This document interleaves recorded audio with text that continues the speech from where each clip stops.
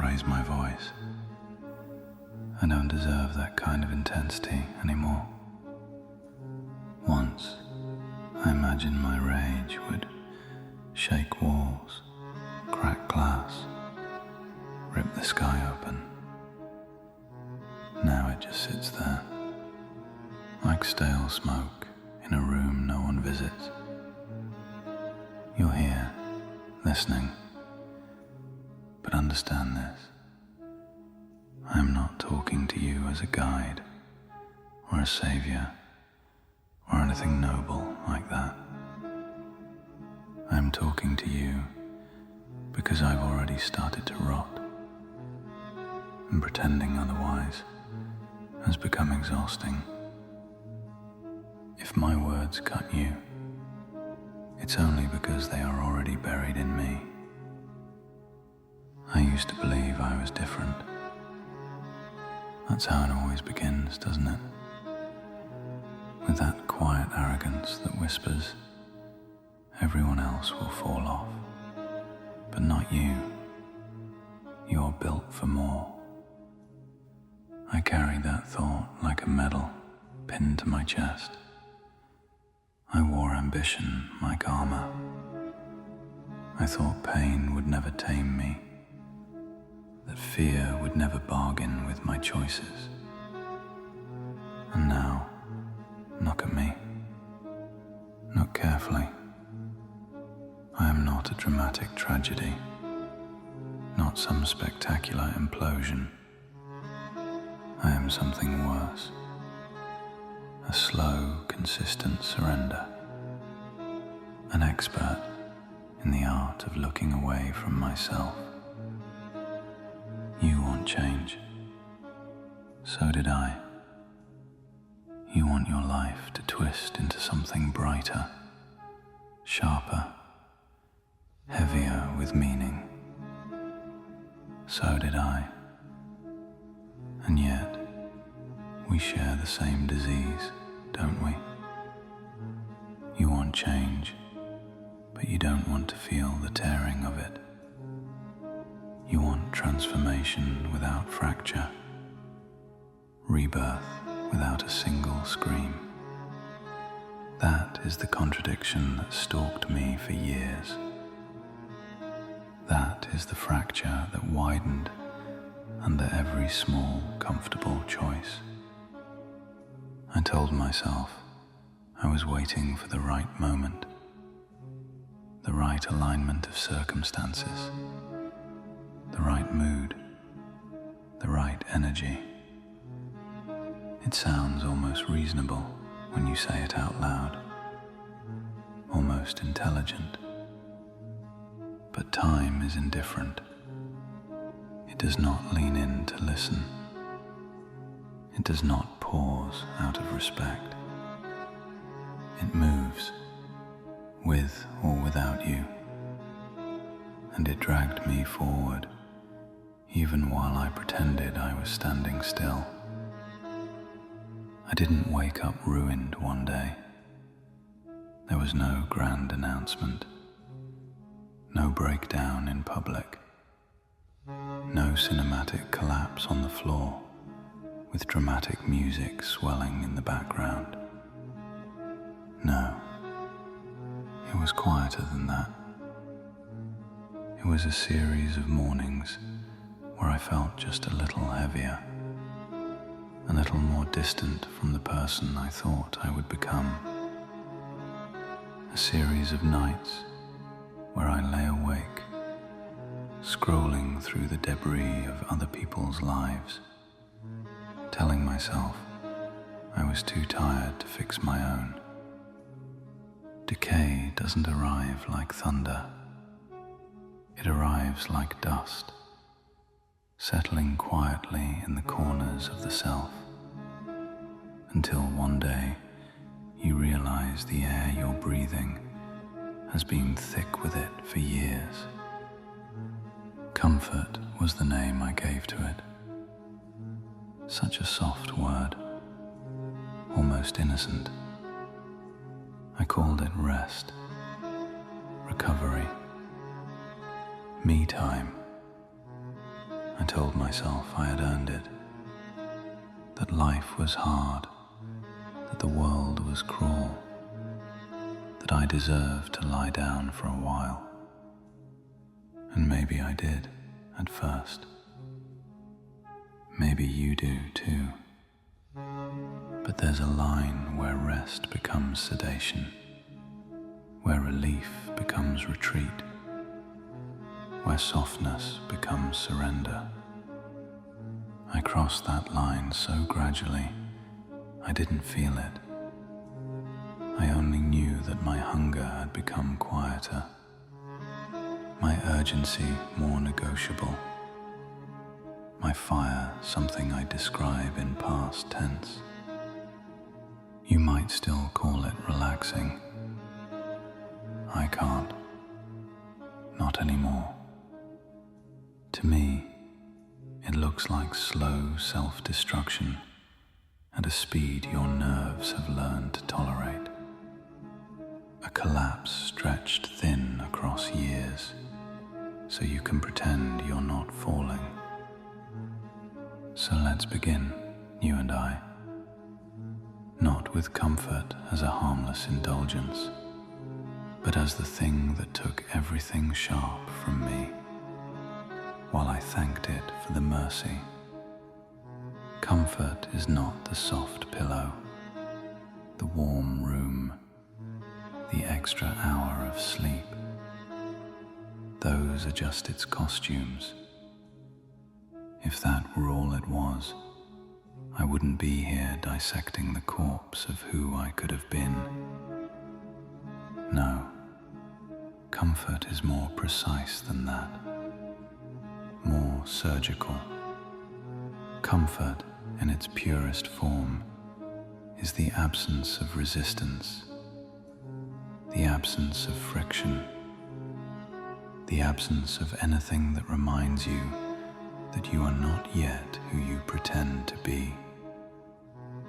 I used to think progress meant adding more habits, more goals, more tools, more systems. I buried myself in plans, timelines, routines I never followed. But improvement isn't about adding pleasant things. It is about introducing strain, pressure, and deliberate discomfort into a life that would otherwise dissolve into softness. Muscles grow because they are torn. Minds sharpen because they are tested.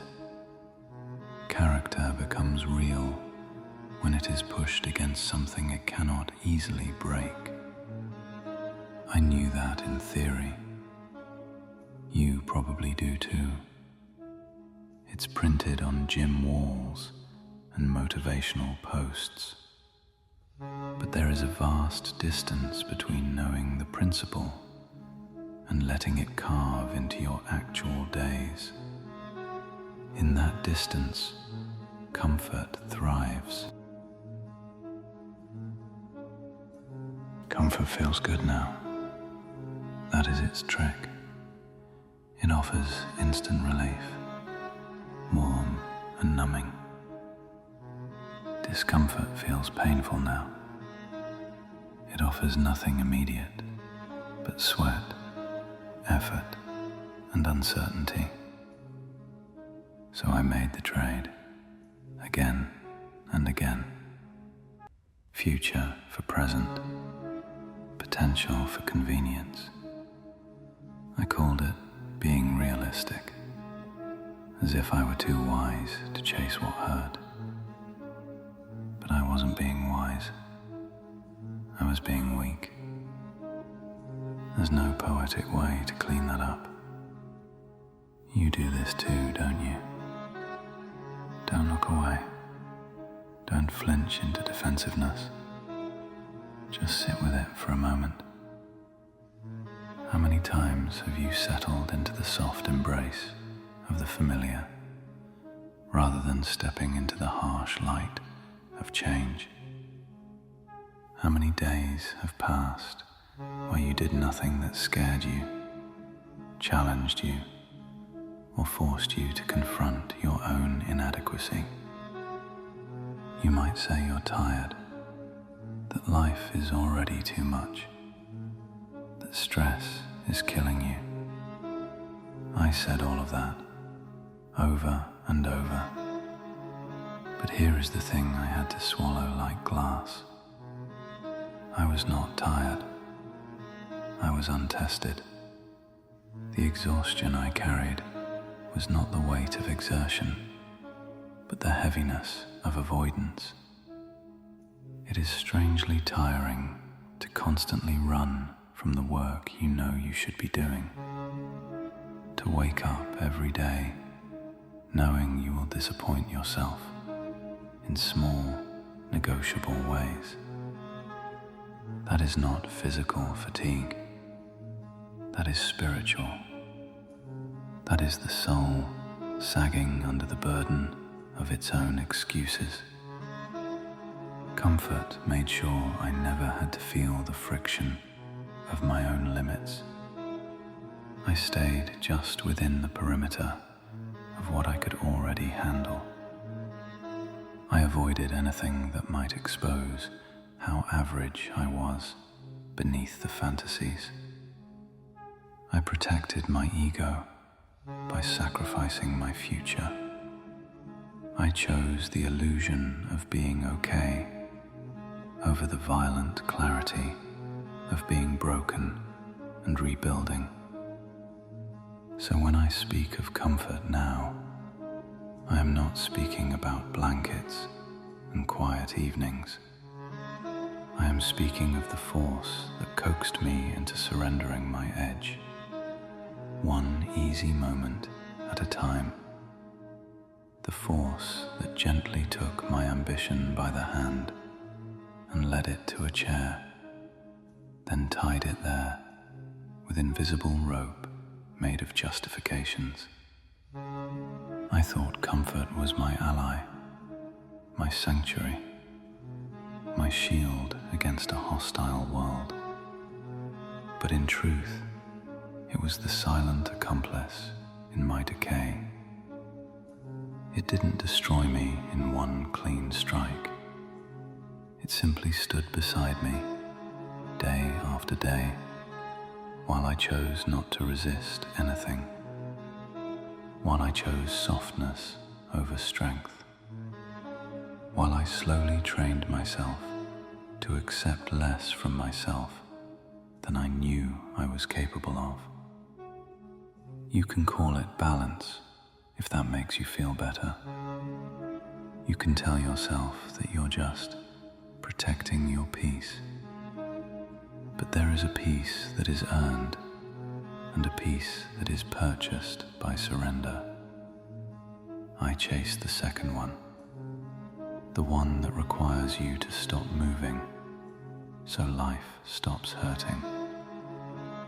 If you strip everything else away, the stories, the excuses, the noise, this is what remains.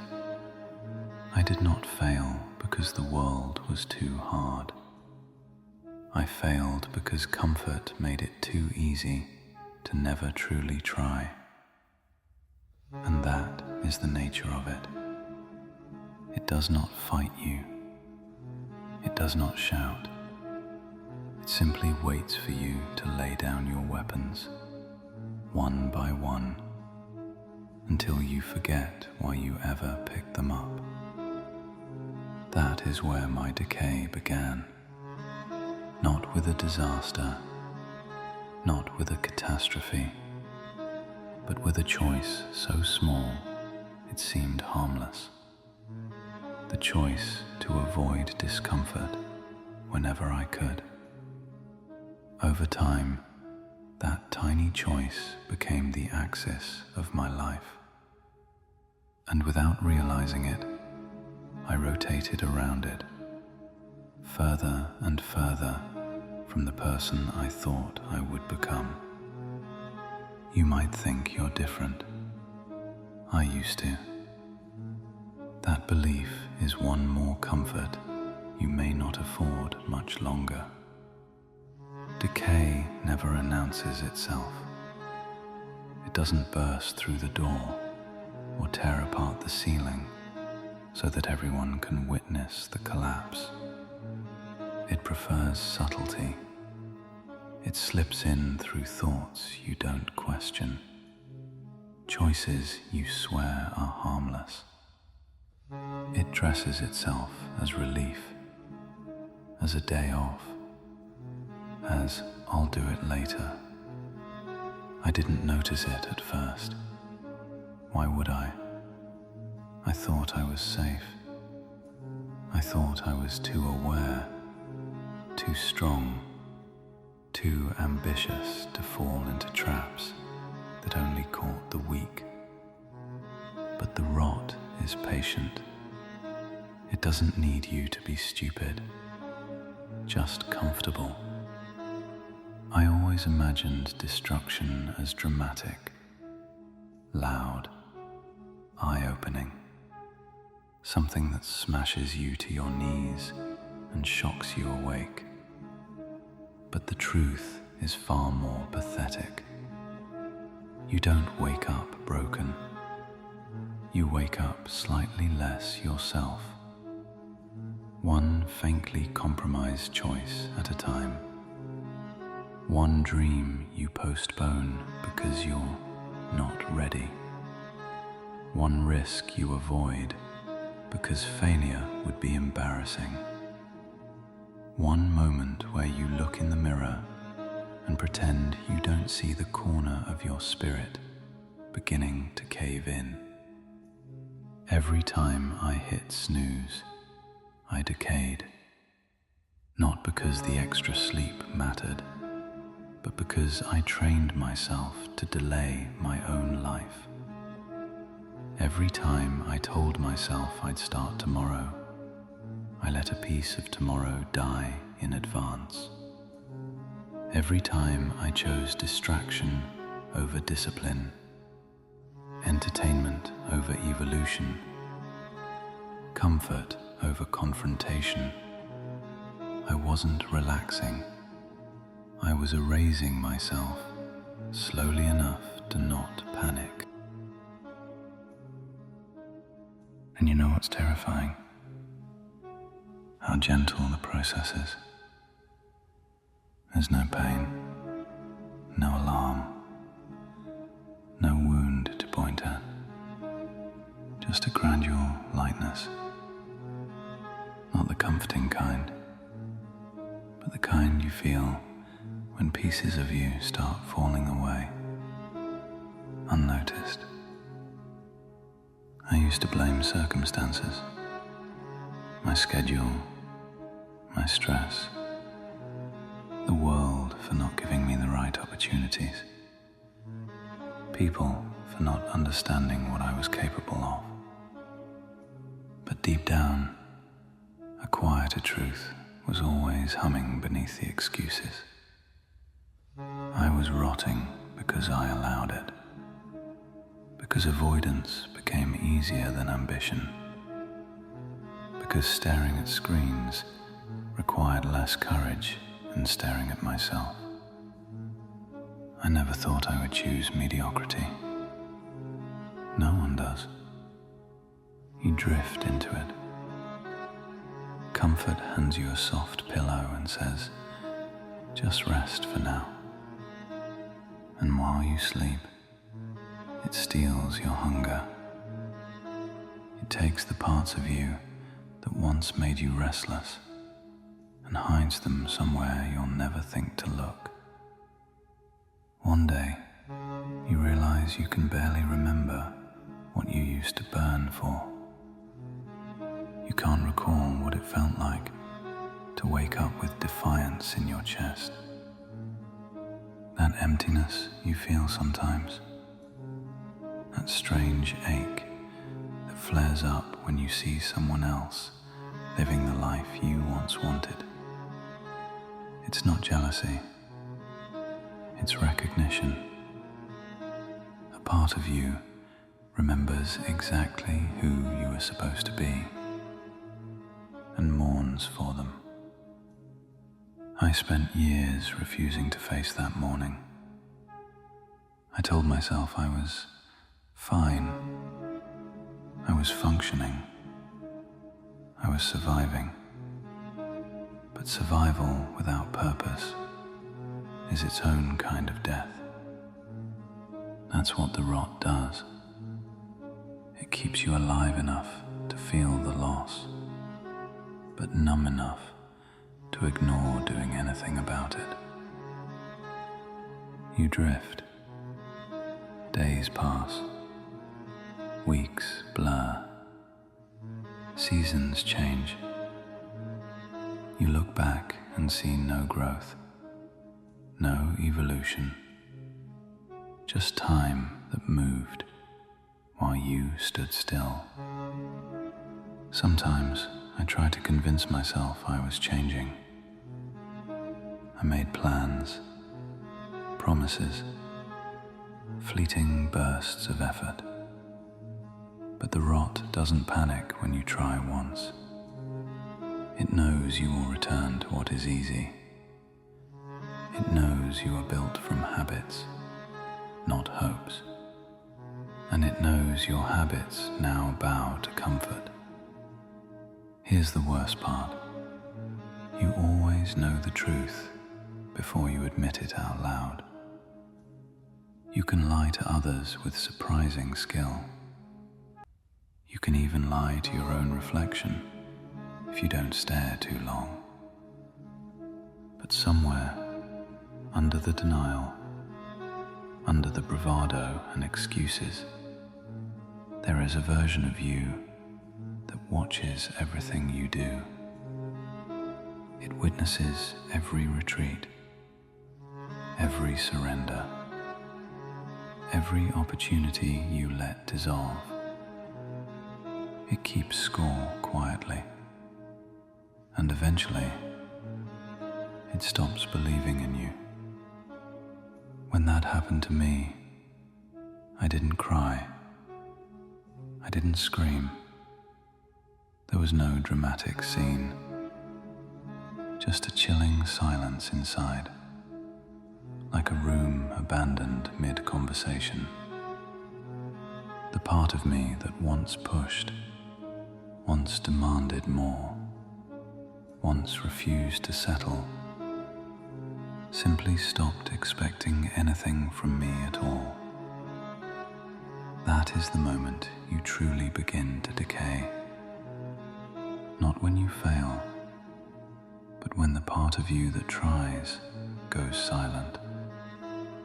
You might think you're safe because your life hasn't fallen apart, because nothing catastrophic has happened. But that's the trap. Disaster is merciful. It forces you to confront what you've become. Slow rot is far crueler. It gives you just enough comfort to ignore the smell of your own deterioration. Look at yourself, not the dressed-up version you post online, not the mask you've mastered for everyone else. Look at the quiet moments, the hesitation before you act, the guilt that visits you at night, the ambition that flickers like a dying bulb, the grief you can't name. That is the rot. It has already begun. You do not notice the erosion until your foundation is gone. You do not feel the collapse until you realize there is nothing left to collapse. The truth is, I didn't lose everything suddenly. I traded everything gradually. Potential for numbness, aspiration for distraction, fire for comfort. And the worst part, the part I still struggle to speak aloud, is that I knew exactly what I was doing, and I did it anyway. That is the quiet rot. That is how a life unlived becomes a life too late to recognize. There is a voice inside me, inside you too, that never raises its volume above a whisper. It doesn't need to. It knows exactly which words will land softly enough to feel like self-care, and deeply enough to sabotage every future version of you. It speaks in reasonable tones. It doesn't sound like an enemy. It sounds like relief. You've done enough today. You deserve a break. You can start fresh tomorrow. It's not that serious. That voice never tells you to quit outright. It simply suggests postponing greatness until the emotion of ambition fades. It is the strategist of stagnation, the negotiator that bargains away progress in the currency of comfort. I used to think that voice was me, that it was the rational part of my mind, the part that cared about my well-being. It presented itself like a guardian, protective, comforting, gentle. But slowly, I began to realize something horrifying. That voice wasn't protecting me from the world. It was protecting me from evolution. It disguised laziness as recovery, fear as wisdom, avoidance as patience. It told me that discomfort was a threat, and I believed it. Every time I decided to push myself, to run farther, try harder, aim higher, that soft voice would appear with the perfect excuse, crafted so precisely it felt like common sense. And I listened. I obeyed. I surrendered to convenience disguised as logic. Soon, I wasn't deciding anymore. I was being persuaded. The negotiator inside me made sure my dreams were always one choice away, close enough to fantasize about, but far enough to avoid chasing. It's brilliant, really. If I had never cared about anything, there would be no tragedy. But the negotiator ensured I cared deeply, just not deeply enough to act. It wasn't my failures holding me back. It was my ability to justify them beautifully. Sometimes I would feel the betrayal, just a tremor of guilt beneath the quiet. That subtle awareness that I was letting myself down in real time. But the negotiator always knew what to say. Later will be better. You're overwhelmed right now. Just breathe.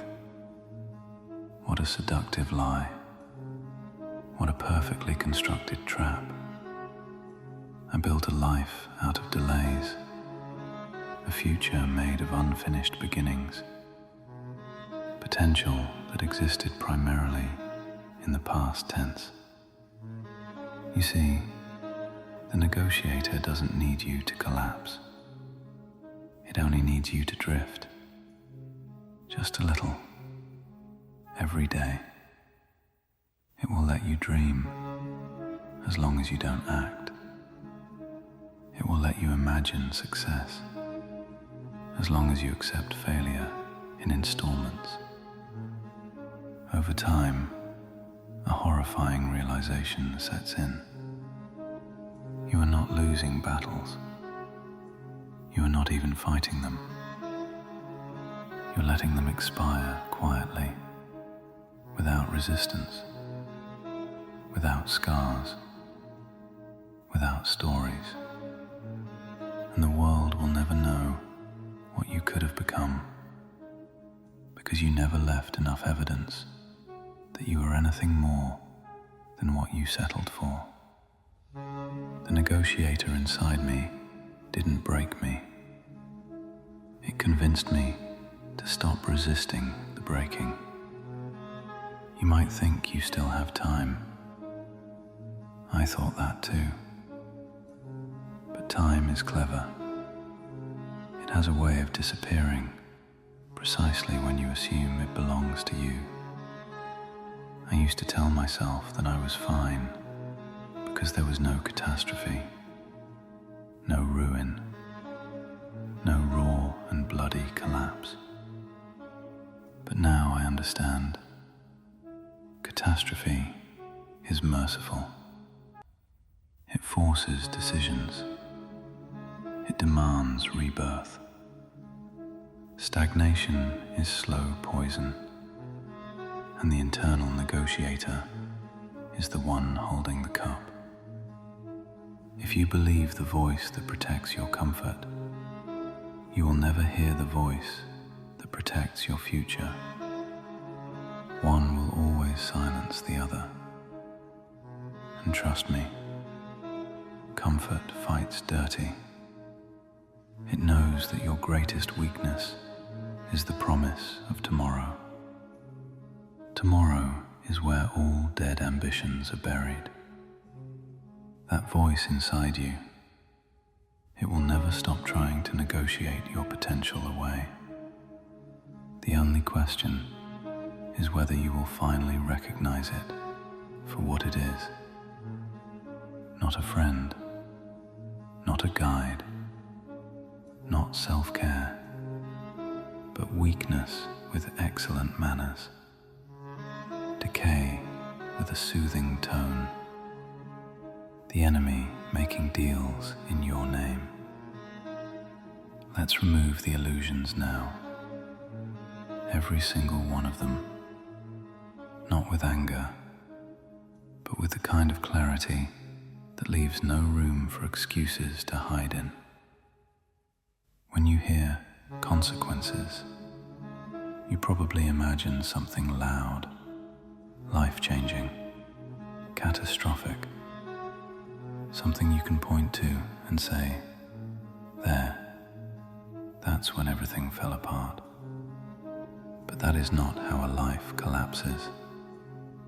No explosions, no warnings, no dramatic music. Just less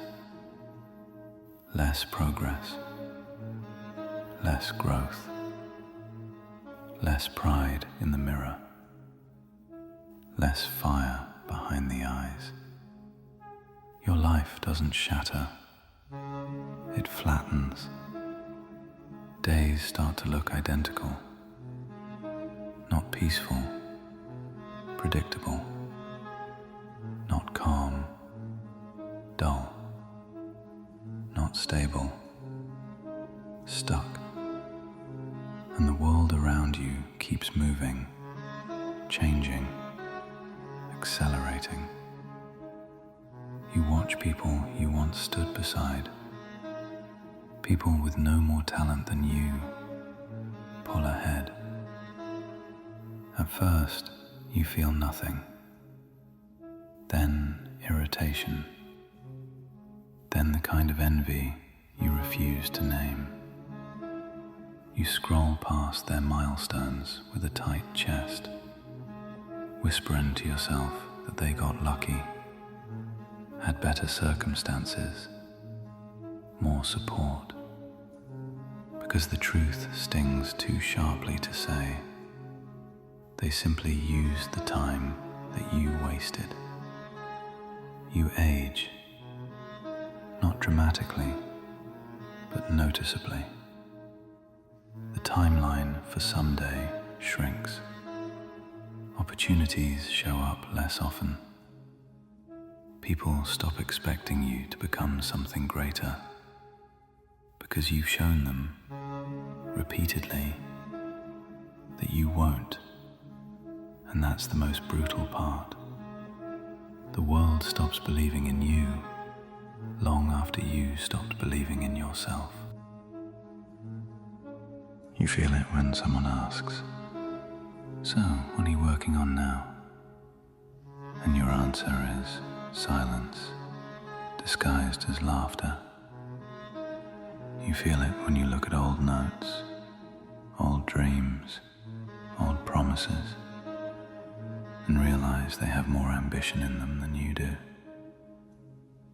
Inaction doesn't destroy your life, it starves it. 1 year becomes 2, 2 become 5, and one morning you wake up and the question hits you like a brick. When did I get so far from who I thought I'd be?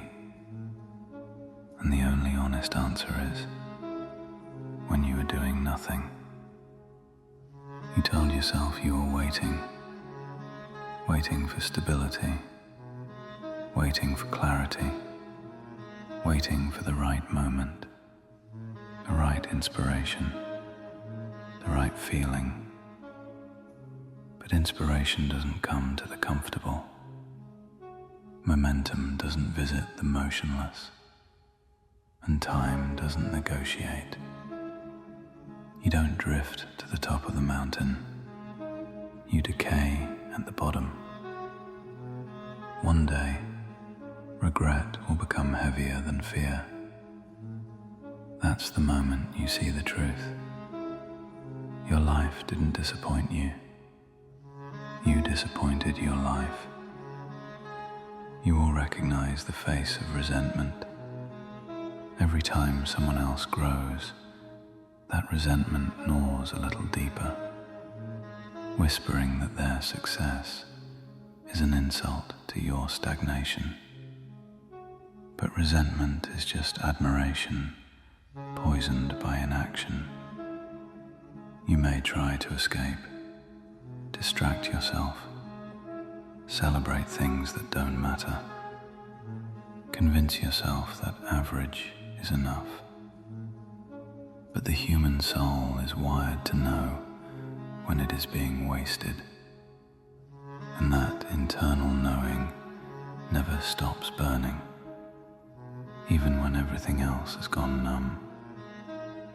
You will sit across from yourself in silence and feel the weight of everything you avoided, every gift you didn't use, every chance you didn't take, every version of yourself that could have existed if you had cared enough to build them.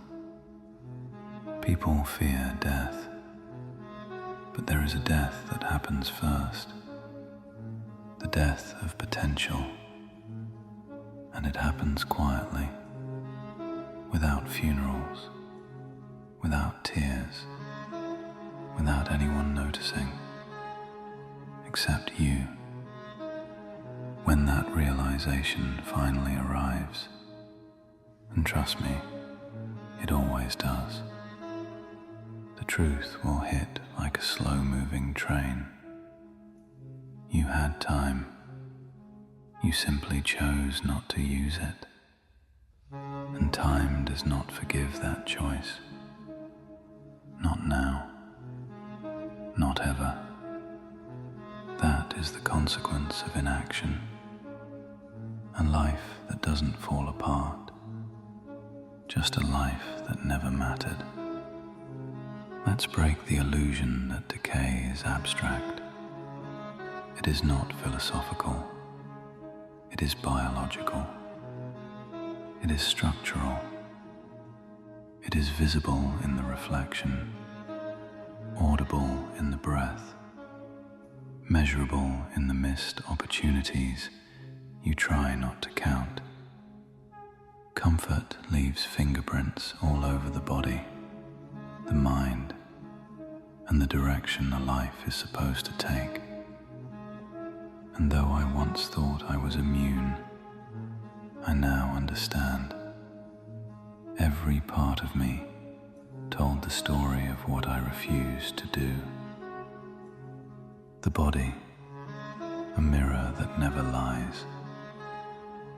I used to blame genetics, time, stress, anything but myself. But the body is cruelly honest. It reflects exactly what you have chosen. Not in one day, in all the days you said later. It softens around the edges, not from rest, but from neglect. Muscles that once held potential become reminders of effort abandoned. Breath grows shorter, not from age, but from avoidance.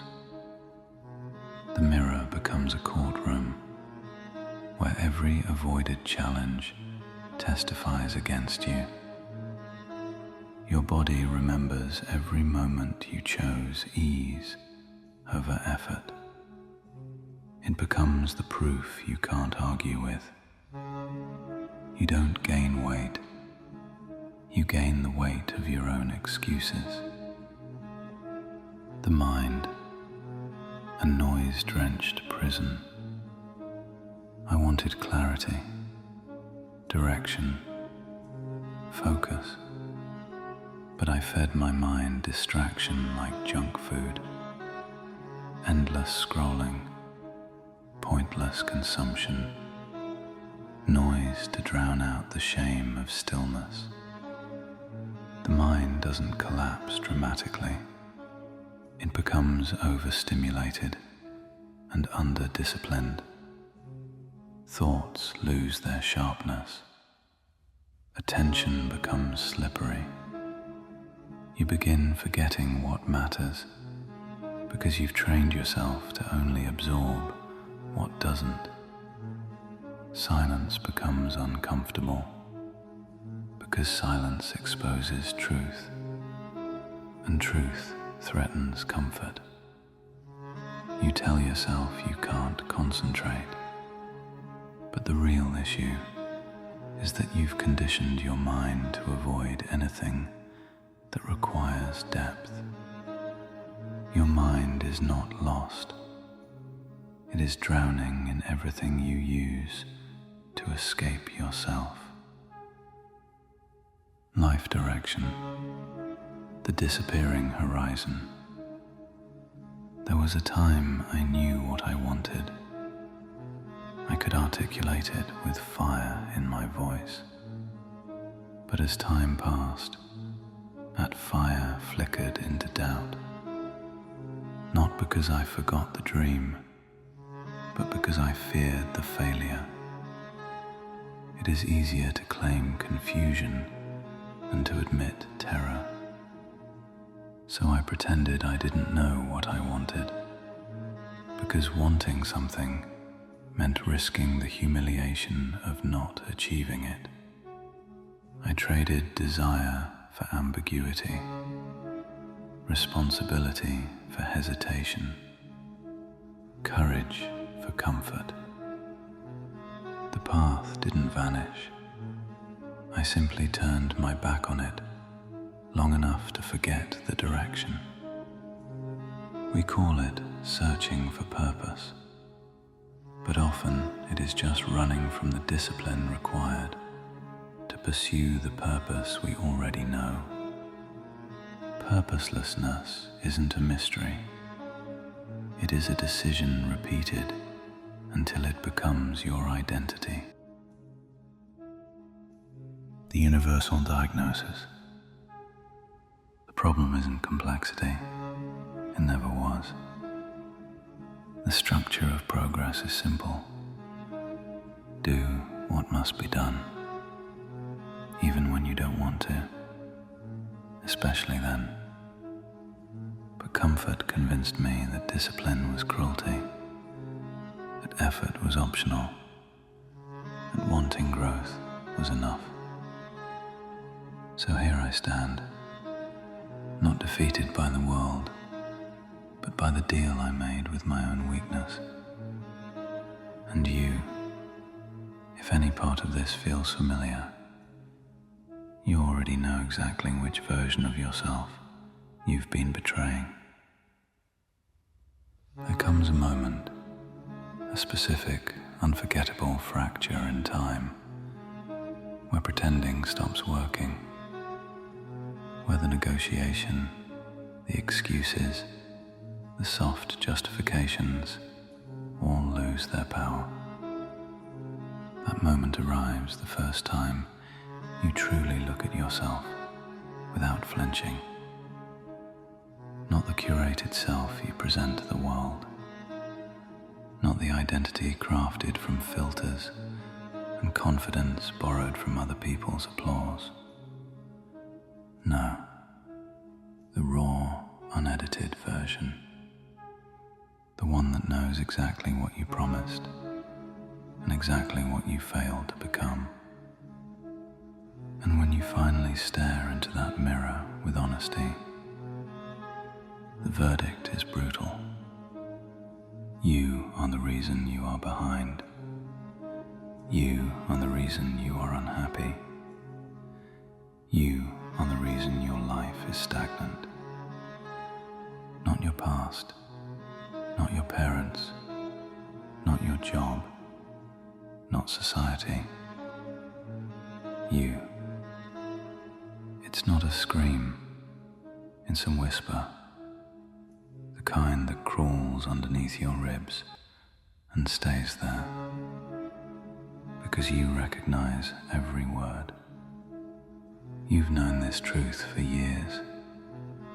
You've buried it under distraction, under busyness, under fake acceptance of who you are. But the mirror doesn't care about the stories. It only reflects outcomes.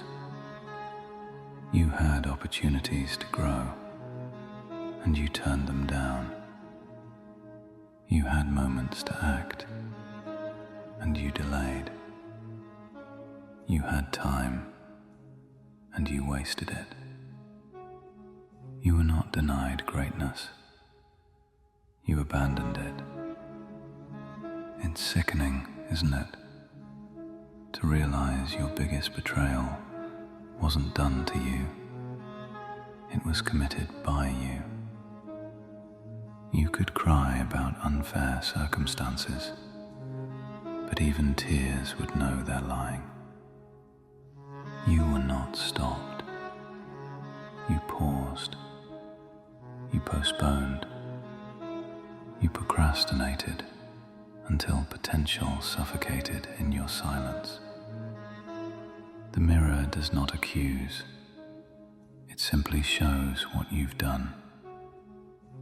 Do you know what is worse than failure? A version of you that could have existed, but never did. That ghost of the person you were meant to be watches you every day. It stands behind the reflection, expression blank, asking a single question you cannot escape. Why did you betray me? And there is no answer that isn't pathetic. So you do what I did. You look away. You divert your gaze to anything else. A screen, a notification, a distraction that keeps you from acknowledging the unbearable truth. Comfort didn't force you to stay still. You chose stillness. You helped build the prison you now beg to escape. The mirror is the only witness that never lies. It remembers every path you didn't walk, every passion you didn't protect, every promise you didn't keep. And the silence between you and your reflection is the sound of regret growing teeth. You know this is true. You've always known. The worst part, That knowing, that quiet, suffocating knowing, never leaves. It sits behind your smile. It breathes through your sighs. It watches you settle for less. It counts every wasted day. You carry the weight of all the versions of you that died while you were alive. That is the mirror's cruelty. It shows not only who you are, but who you could have been. Let's strip everything down to numbers. No feelings, no drama, just the arithmetic of your existence. Every day is a transaction. You trade a piece of your future for a moment of comfort. The equation is brutally simple. Comfort now equals regret later. Discomfort now equals pride later. There is no third option, no loophole, no secret path where growth happens without paying the cost. You think you are avoiding pain by choosing what's easy, but the pain doesn't disappear. It accumulates. It becomes the debt you owe to the person you were supposed to become. Discomfort is temporary. Regret is permanent. You can negotiate with your to-do list, your schedule, your excuses, but you cannot negotiate with consequences. They arrive whether you're ready or not. Discipline is not suffering. Discipline is a contract with your future self. It says, I will endure what is difficult now, so that you may live without shame later. Comfort says, let the future version of me deal with what I refuse to face today. And the future version of you will look back with a bitterness you cannot yet comprehend.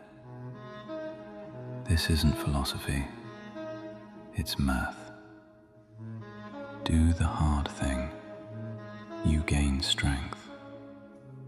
Avoid it, you lose respect for yourself. Your body doesn't care about your intentions, only your habits. Your mind doesn't evolve from wishes, only from work. Your identity is not formed by who you hope you are, but by what you repeatedly choose. There is a moment, a precise second every day, where you know exactly what decision must be made. And in that moment, your entire future is on the line. Not metaphorically, literally. You either move toward the life you want, or toward the life you will regret. There is no pause button, no safe middle ground. Every day you either rise or rot, build or decay, advance or surrender. One choice at a time, one act of discipline or avoidance at a time. This is not about punishment, it's about probability. Your actions predict your future. Your patterns forecast your fate. If you want to know exactly who you will become, look at what you're doing today. Not what you're planning, not what you're dreaming, what you are doing right now, daily, without exception. The truth doesn't care how you feel about it. The truth doesn't soften because you're tired. The truth doesn't wait for motivation. The truth is this: every choice is a vote. You are voting for the person you will be, and the tally is taken in silence when no one is watching, except the version of you that will one day either thank you or despise you. That is the cold logic, the math of consequences, the undeniable structure of reality. You can resent it, ignore it, argue with it, but you cannot escape it. Segment 8. This is not motivation. This is instruction. Obey it, or continue dying slowly. The choice has already been made. Now prove it. There will be no customization, no adjusting to your comfort. Comfort has spoken enough. Now discomfort gets the final word. Rule 1. Wake up when you said you would. Snoozing is betrayal in its smallest form. It teaches your body that your word means nothing. It tells your ambition that it is optional. It is the first defeat of the day, and defeat loves company. When the alarm demands your attention, stand up immediately. No negotiation, no softness. Win the first battle, or lose the entire war. Rule 2. Train the body without mercy. Intensity over convenience. Sweat is the currency of transformation. Sweat or suffer from the absence of progress. Your body is the first promise you ever made to yourself. Honor it, or watch it become the monument to your excuses. Pain is not a punishment. Pain is proof that you are doing what comfort forbade. Increase it, seek it, break through it. Discomfort is the architect of strength. Rule 3. Do the hardest task first. Cowards pick the easy path. Creators choose the resistance. Winners devour the struggle. Take the task that intimidates you and attack it. Not later, now. The longer you wait, the stronger your fear becomes. You are not here to maintain the minimal. You are here to conquer what terrifies you. Begin with the mountain, always.